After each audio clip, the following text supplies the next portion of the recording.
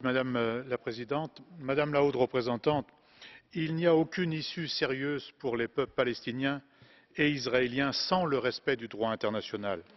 Et ce droit international ne sera respecté que si l'Union européenne agit de concert avec les États-Unis et un certain nombre de pays arabes. Il faut cesser d'ailleurs de faire des fausses symétries. De quelle violence parle-t-on ici?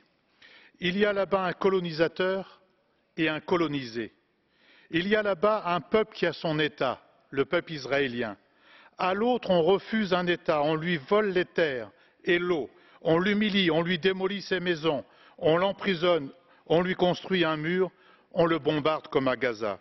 Il n'y aura donc pas de paix si on ne s'attaque pas à l'occupation des colonisations israéliennes.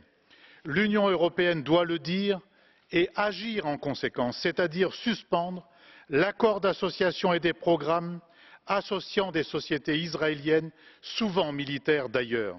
D'autre part, vous pouvez, Madame la Haute Représentante, dans l'intérêt des deux peuples, agir pour créer une force de protection internationale pour le peuple palestinien sous l'égide de l'ONU, qui du même coup constituera une sécurité pour les populations israéliennes. Je vous remercie.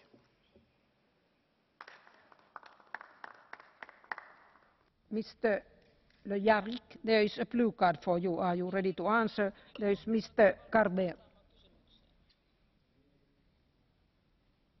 There is a blue card for you. Are you ready? Okay, please. Then, Mr. Carver.